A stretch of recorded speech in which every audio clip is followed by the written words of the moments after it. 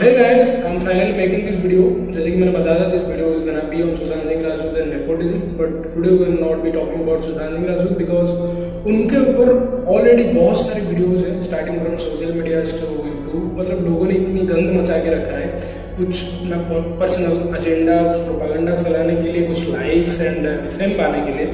Of course we will talk about the reasons why did he commit suicide, जो कि लोग claim कर रहे हैं, बहुत सारे लोग निकल के आ रहे हैं, बहुत सारे सेलिब्रिटी लोग एंड बता रहे हैं कि इसके पीछे हो सकता है कि नेपोटिज्म की बहुत बड़ी हाथ है.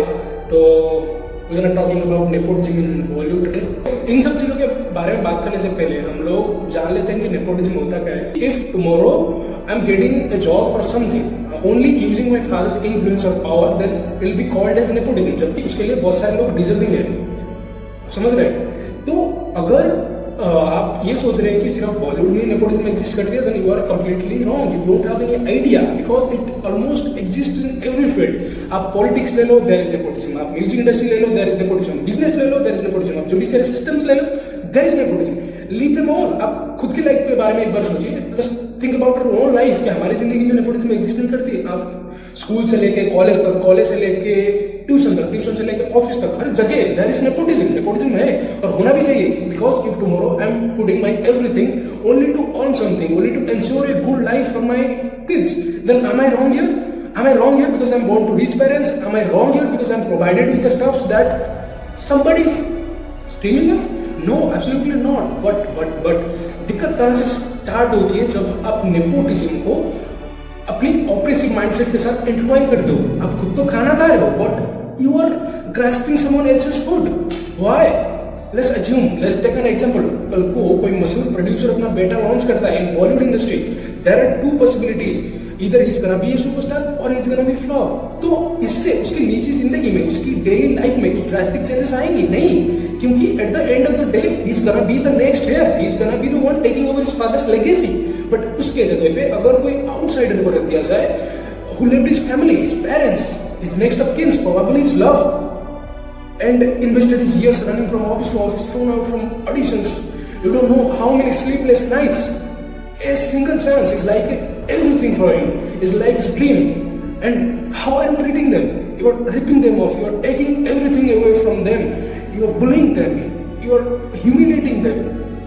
Then what's left off of them? Nothing. And that is the harsh reality of nepotism. And सबसे इंटरेस्टिंग फैक्ट ये है कि the mainstream audience wants to know why these kingpin producers exist, why this cabal exists, why these movie mafias exist, and why these outsiders are not getting chances who are coming from small places and having so much talents inside them. Why? तो मैं पहली बात बता दूं, ये वही लोग हैं जो कि रेस 3 जैसे फिल्मों को थिएटर में देख के उसको 200 करोड़ रुपए कमा के देते हैं. बागी 3 जैसे फिल्म को, स्टूडेंट ऑफ द ईयर 2 जैसे फिल्म को थिएटर में देख के 200-300 करोड़ रुपए कमा के दे रहे हैं. और जो कि अच्छी अच्छी फिल्में हैं, जो कि विजनरी कॉन्सेप्ट्स है, ब्रूडिंग कॉन्सेप्ट्स है, अनकन्वेंशनल स्टोरीज हैं, उन फिल्मों को कोई देख नहीं रहा है. देवडी जैसी फिल्में अंडररेटेड है, दिल्ली अंडररेटेड, तुम्बाड़ अंडररेटेड, पान सिंह तोमार that is underrated, lunch box that is underrated. कितनी अच्छी मूवीज है. मेनस्ट्रीम ऑडियंस चाहती ही नहीं, मेनस्ट्रीम ऑडियंस रियलिटी देखना पसंद ही नहीं करती. They want to see some fake lifestyle, some glamour, some hot girls and. और आज वही लोग ये सारी चीजें पोस्ट कर रहे हैं कि why these things are happening. Seriously आप लोग पोस्ट कर रहे हैं इन सब चीजों के बारे में. पहले तो जाके इन सारी फिल्मों को देखना बंद कीजिए, तभी जाके कुछ सोल्यूशंस मिलेगा. क्योंकि हमारे अंदर बहुत सारे सुशांत है, सिर्फ वो नहीं है. आज किसी ने सुसाइड कर लिया तो आप सिंपैथी के लिए कुछ भी पोस्ट कर लेंगे, फिर कल जाके कोई भी फिल्म निकलेगा, कोई भी फिल्म, कुछ भी फिल्म निकलेगा, आप जाके थिएटर में देख रहे हो. हम लोग देखना बंद कर देंगे ना, तो वो लोग भी बनाना बंद कर देंगे. तो ऑफकोर्स जब वो लोग ऐसी फिल्में बनाना बंद कर देंगे तो अंडररेटेड टैलेंट्स को चांस मिलेगा. अब कुछ भी फिल्म उठा के देख लो, जिन जिन फिल्मों को IMDb रेटिंग हाई है, जैसे कि बहुत सारे फिल्म है 8 out of 10, 9.5 out of 10, 7.9 out of 10. उन सारे फिल्मों की बॉक्स ऑफिस कलेक्शन कभी देखना 30 करोड़ की थ्रेशोल्ड भी पार नहीं कर पाती. लेकिन जो फिल्म 3 या 4 IMDb रेटिंग से ज़्यादा ऊपर तक नहीं जा पाती, वही सारी फिल्में ज़्यादा पैसा कमाती, वही सारी फिल्में अच्छी बिजनेस करती है. तो क्यों मिलेंगे वो अंडररेटेड लोगों को चांस? इमरान हाशमी अंडररेटेड। राजकुमार राव अंडररेटेड, रणदीप हुड्डा, मनोज बाजपेयी, नवाजुद्दीन सिद्दीकी, पंकज त्रिपाठी, आयुष्मान खुराना, कितने अच्छे से एक्टर्स हैं। मेन स्ट्रीम में कुछ फिल्में आ रही है नहीं, लेकिन स्टार किड्स लोगों को बड़े बड़े बैनर में फिल्म मिल रही है, इन लोगों को कुछ नहीं हुआ है। और बहुत सारे लोग हैं जो इसके बारे में बात नहीं करना चाहेंगे, क्योंकि अल्टीमेटली उनको बॉलीवुड में ही अपना कैरियर सेट कर रहा है। तो बात करेंगे तो these people are gonna alienate that person in the film industry.